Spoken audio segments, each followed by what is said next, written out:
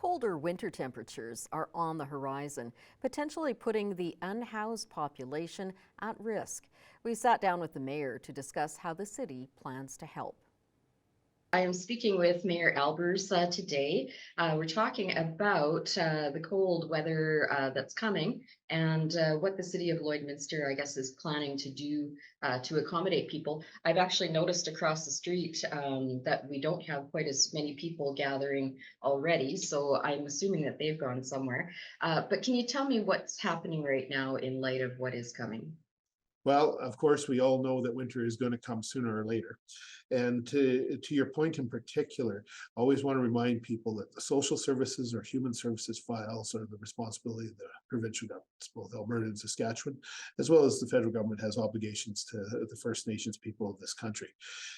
From that perspective, the city tries to ensure that people are looked after as best as we can, and that's a huge challenge because we don't have the budget capabilities that the respective provinces have, and that way we are working with the various nonprofit organizations in our community, and there's a number of them that are involved in helping people that need help, and the unhoused are certainly one of those groups that need assistance. So what we're seeing and hearing is that numbers of people that do not have a place to go today are decreasing.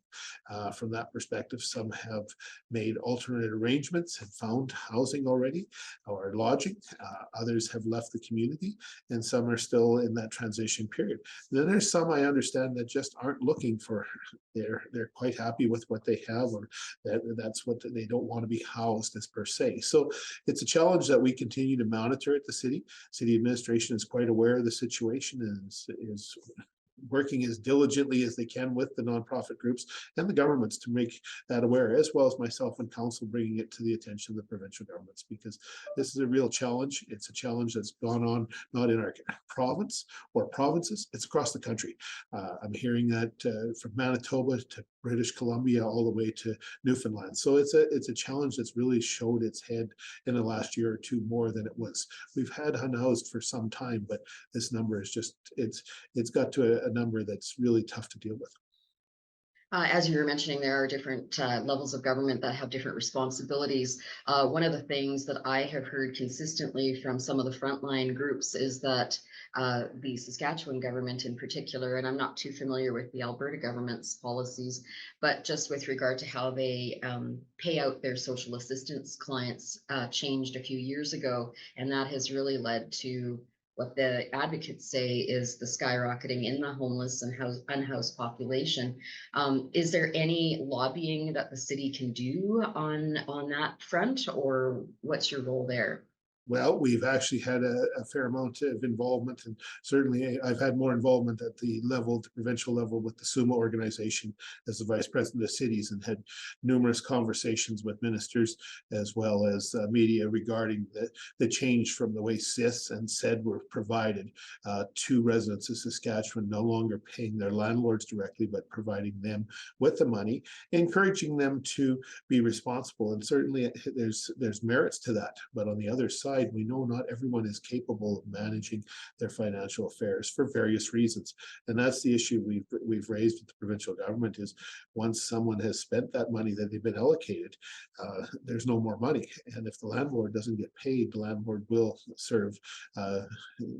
remove that individual from their location. So this is a problem when we have these issues with the money management. And I know the government's has worked very hard, and we appreciate they've made some amendments to what they originally proposed, but I think there's still a little bit more work to be done on a provincial level, including in our city on the Saskatchewan side, to ensure that that money does the best value for those people, because like I say, not everyone is skilled at money management, and when you receive a lump sum and you go, okay, I can spend it wherever I want, but at the end of the day, if the rent isn't paid, you're going to find yourself likely being put out of wherever you're living.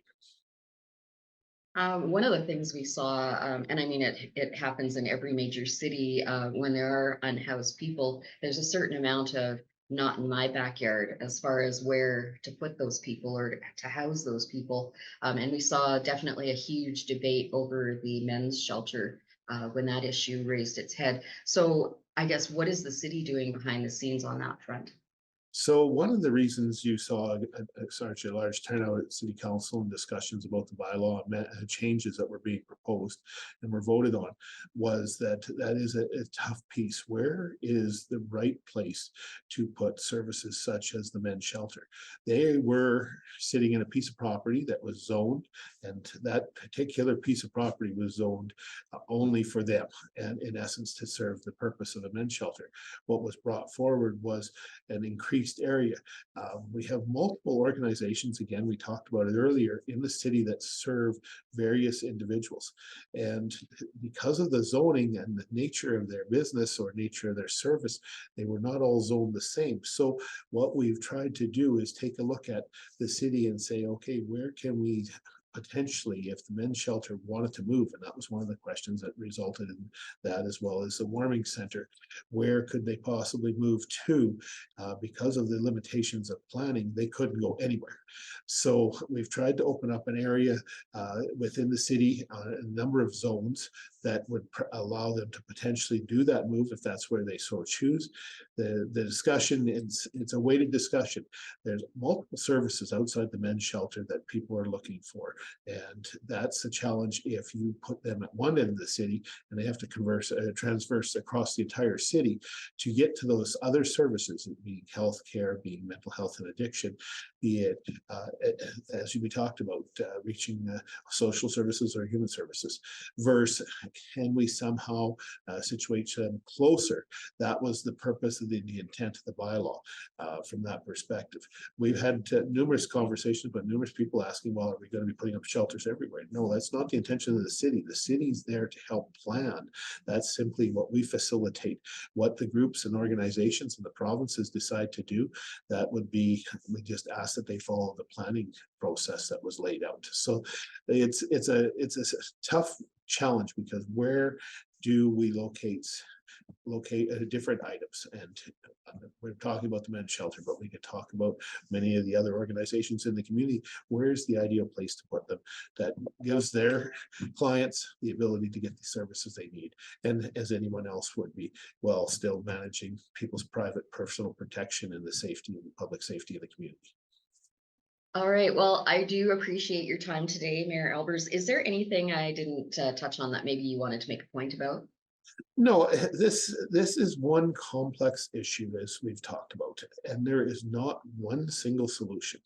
Talking to the unhoused, I've had that opportunity, talking to businesses and residents in our community, trying to share ideas, and talking to the provincial governments, both the MLAs and ministers. There's a multitude of people trying to work on this file, but it is complex, it's huge. There's not one solution to fix one particular problem. And again, cooperation between nonprofits is critical. Governments are critical, from municipal to provincial to federal. And that's one of the challenges, that we can't make everything. There's no magic formula on this one, that's for sure. Yeah, perfect. Thank you so much. Appreciate it. Thank you. On another note, the mayor wants people to know what's happening about Christmas tree pickup in the city. He says not to worry, help is coming soon. Natural Christmas trees. People have been inquiring why the city hasn't been picking those up. So I can bring some information forward that I'd like you to share. The natural undecorated Christmas trees will be picked up the week of January 8th till 12th. Following the garbage schedule that the respective environmental schedule in neighborhoods. The city team will be doing that project. That's not being contracted out. This is part of the city providing that service. Some neighborhoods there's more trees, some neighborhoods there's less, and we try and get as much accomplished each day, working day. But if they don't get them picked up that day, they will be there the next day, and they will be recycled out to the landfill. The city mulches the trees and then uses that mulch as an environmental barrier at the landfill. Now we join our own Ty Roswell to find out what's playing at May Cinema 6 in the entertainment corner.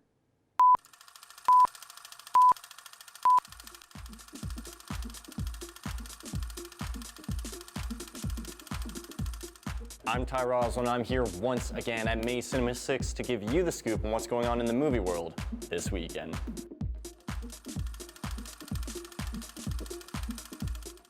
Aquaman 2: The Lost Kingdom has been making quite the splash at the box office this holiday season, and you're not going to want to miss it. directed by James Wan and rated PG-13. After failing to defeat Aquaman the first time, Black Manta wields the power of the mythic After failing to defeat Aquaman the first time, Black Manta wields the power of the mythic Black Trident to unleash an ancient and malevolent force. Hoping to end his reign of terror, Aquaman forms an unlikely alliance with his brother Orm, the former king of Atlantis. So if you're excited to see the last outing as Jason Momoa's Aquaman, make sure you get out to May Cinema 6. So unintentionally keeping with our water theme this week, we have Night Swim, which is actually a horror movie, which we haven't gotten to cover in quite a few weeks. Directed by Bryce McGuire and rated PG-13. Forced into early retirement by degenerative illness, former baseball player Ray Waller moves into a new house with his wife and 2 children. He hopes that the backyard swimming pool will be fun for the kids and provide physical therapy for himself. However, a dark secret from the home's past soon unleashes a malevolent force that drags the family into the depths of the inescapable terror. So if you're a fan of scary movies, you're gonna want to check out Night Swim here at May Cinema 6. And that's all the time we have this week on the Entertainment Corner, but remember, if not everything we talked about this week is up to your speed, there's plenty of others to choose from here at May Cinema 6.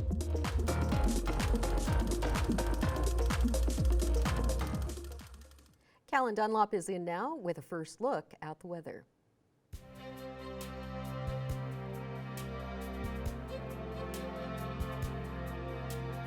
Thanks so much, Leanne. We have had quite the cold spell in Lloydminster recently. Overall, it's not too bad right now. -6 is our daytime high for Lloydminster. Mostly cloudy, and there is a 65% chance of some precipitation, some flurries coming in there. But overall, we might miss out on that. Overall, not too much though. 11 kilometers an hour is our winds. And now let's take a look at our temperatures across the region, starting in the Alberta side. Lac La Biche is sitting at a -8. Bonnyville also at a -8, Cold Lake as well, and St. Paul. And then Marwayne is sitting at a -7, Vegreville at a -12, and Edmonton is sitting pretty at a -2. A pretty, yeah, I wish we had that weather, but you know, beggars can't be choosers. -8 in Vermilion. And let's hop over to our Saskatchewan side, and we are seeing that Isle La Crosse is sitting at a -13, and we have Green Lake sitting at -9, Meadow Lake -10, and Maidstone is sitting at a -6, and that's your general temperatures for across the region there. Cold Lake, I gotta get out of the way here. Cold Lake, we're sitting at a -12, 25% chance of precipitation, probably not gonna happen. Low clouds and a not too much wind, only 9 kilometers an hour there. And North Battleford, more or less the same thing, slightly chillier at a -13 for your weather there, and a 25% chance of precipitation with 13 kilometers per hour as your winds.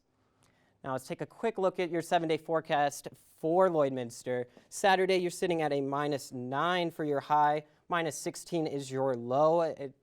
Pretty cloudy day on Saturday. Sunday, 80% chance of precipitation, so we are definitely going to be seeing something around the weekend. -14 is your high, -20 is your low, and the more you go into the week, the colder it is getting. Monday is probably our happiest day, -11 is our high, -23 our low. Tuesday, 60% chance of precipitation, only 1 to 2 centimeters there, with your low being -28 and your high being -18. Wednesday, Thursday, Friday of next week is our cold spell, -24 on Wednesday for your high, -34 for both Wednesday and Thursday as your lows. And on Friday, we're seeing a high of -26 and a low of -23. And that's all we got for right now. We'll have more news coming up after the break.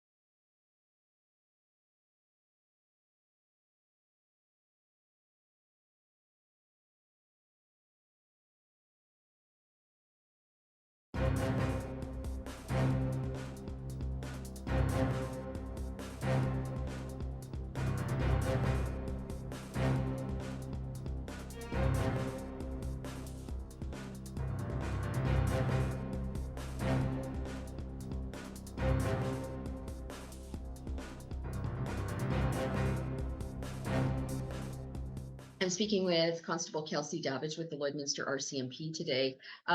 There's been a lot of talk in social media and elsewhere with regard to dog thefts. And that is something that has been seen in other jurisdictions for sure. But is it actually a problem in Alberta right now? So I wouldn't say it's a problem. After going through our data, I was only able to find 5 investigations that we believed were dog theft. That being said, we also found approximately 150 cases of an ex-partner or a known person taking a dog or refusing to give it back, which doesn't technically qualify as a theft, and approximately 75 cases where dogs were reported stolen or had wandered away, your kind of escape artist dog where a gate may be left open, but that was later returned or located. And we found approximately 30 fraud-related files in relation to dog transactions, whether that be a payment for a dog, a fraudulent posting or selling of a dog online through Craigslist, Facebook, or a sales program. All right, so the actual cases then of, some unknown entity entering your yard and taking your precious pet is maybe happening on a occasional basis in some places, but it's Yes. not actually an epidemic in Alberta. Yes, 100%. Again, there's only 5 investigations that have been reported to police within the province of Alberta that are believed to be directly related to dog thefts. So Constable Davidge, in cases where maybe people do have their pets outside or, they want to keep them safe on the farm and stuff, what are some tips that people can do to keep their pets safe? For sure, we recommend not leaving your dog unattended for extended periods of time, whether that be within your backyard or if you live in the city in your fenced-in yard, or even free roaming on rural areas, though I know that happens quite often. Be mindful of your surroundings, right? Where you are, where that dog is. Use a dog theft prevention device. This would include either an anti-theft leash, a GPS tracking collar, or any little tracking device that can be attached to the dog's collar. Number one, we recommend is microchipping your dog. This way, if that dog was ever found or recovered, wandering or stolen, that dog could be scanned and their chip would show who that dog belonged to. Another thing we recommend is keeping your dog's ID tag and collars updated with maybe just your first name and a contact number. So if that dog was ever found or recovered, we would be able to contact you pretty easily. Another thing we recommend is spay or neutering your pets, right? To get off thieves. A lot of these thieves may be getting a dog for breeding businesses or for, putting in to make puppies. So having your pet spay or neutered would decrease that significantly. And watch out for signs that someone may want to take your dog, right? Be aware of red flags to keep your pet safe. Be suspicious of strangers who seem over enthusiastic about your dog or asking too many questions or maybe asking where you live or if the dog's spay or neutered, right? So again, just be cautious of anyone, but also, enjoy those dog parks and enjoy having those pets. I know we care a lot about our family pets, and this is why I think this was brought up so much. Is again, there's only been 5 confirmed cases that have been reported to Alberta RCMP, but a lot of people get very passionate when speaking about their pet and care a lot for that pet. All right, well, Kelsey, Constable Davidge, thank you so much for your time today. I do appreciate you joining me. Of course, thank you, and you have a great day.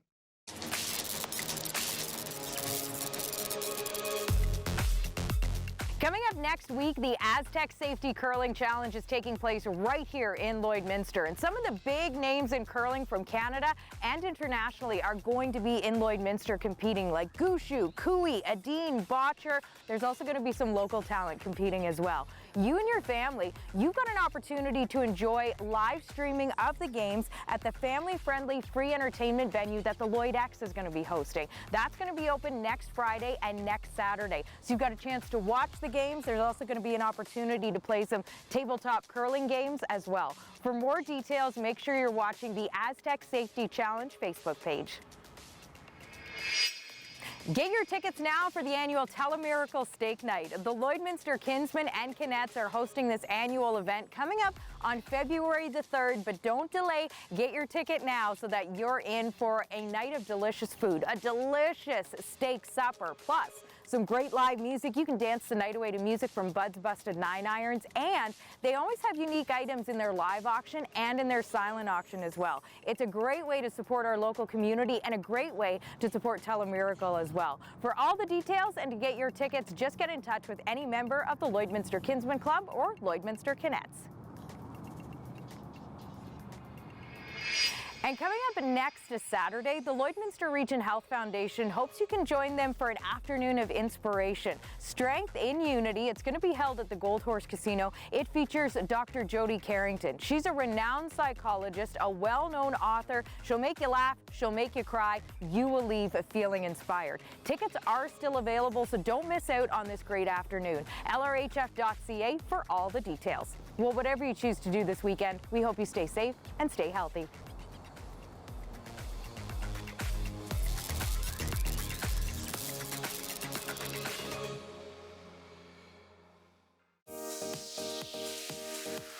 What's Happening is brought to you by Northern Factory Workwear, Circle Drive East, Saskatoon, and Highway 17 South, Lloydminster.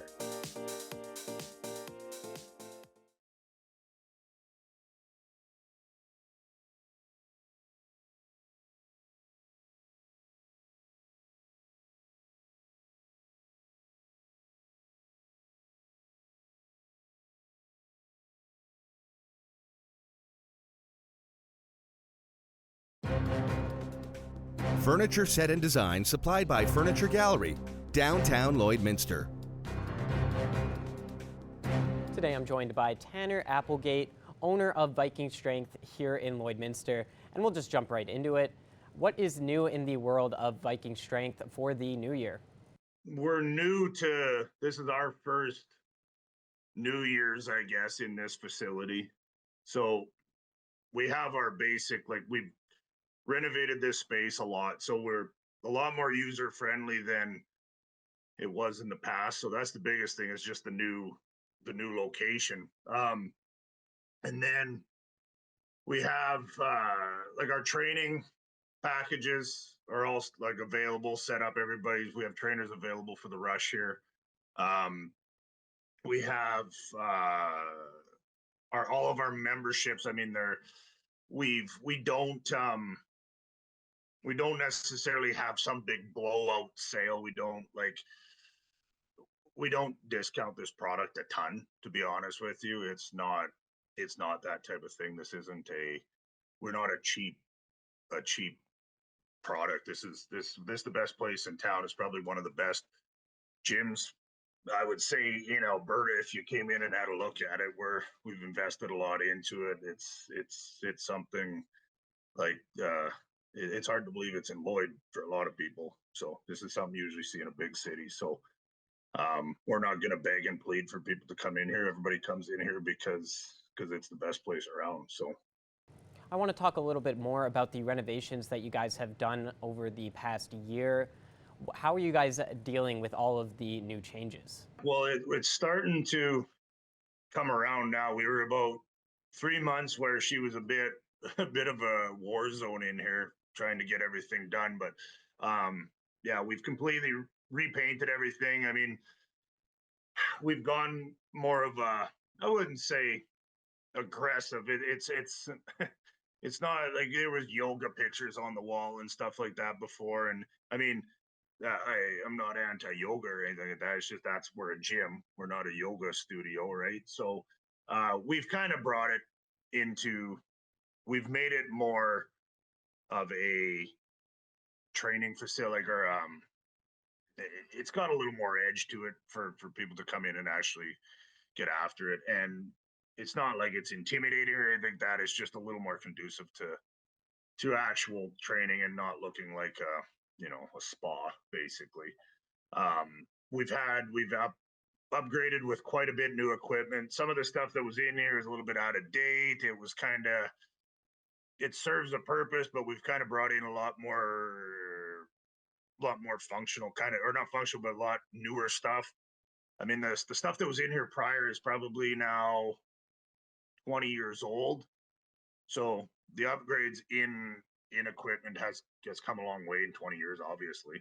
So we've kind of we've upgraded a lot of our stuff. We brought in way more squat cages, stuff like that, kind of made it more of a gym, like I said, and less of a day spa than maybe it was before. So but yeah, it's went really well. We're finally getting to the point where it's starting to kind of look like it should. So What does the future look like for Viking Strength? What are your aspirations, and how are you overall feeling about the new year? well, great. I mean, this is we've had a ton of support from everybody. Like it's been awesome. I think we've doubled we doubled the membership we had that we took over, right? So in 6 months we've added, oh, I don't know, like 1,000 people or something like that, or close to it. So the new year, I think, like I said, as long as we can keep doing what we do, our goal is growth, right? We're trying to really work on the culture of this right now. So we've done a good job now of kind of getting out and getting people to understand that we're here and that what we're trying to do. And we've had some success with that. Now I think the next part is just really trying to hone in on this becoming a place that everybody wants to be, like the efficiency of offering different training and classes and stuff like that, paired with just your experience in the place. Like it is a lot busier now, and it will get busier at the new year, but that's one thing we've really focused on, is trying to make that experience where it's busy, but you can still get to done what you need to do. Because I know a lot of these gyms, people come in and flood it in the new year, and then everybody wants to quit because there's too many people in there and it's too busy. We've done a very good job, I would say, of kind of keeping things flowing. And yeah, I don't know, like the sky's the limit right now with it, the way that people are supporting it. So I don't know, maybe there's other locations in our future too. We'll see. Well, that's all the questions that I had. Thank you so much for taking the time to talk about this, Tanner. That is all the time we have for you this evening. Stay warm this weekend and have a good night.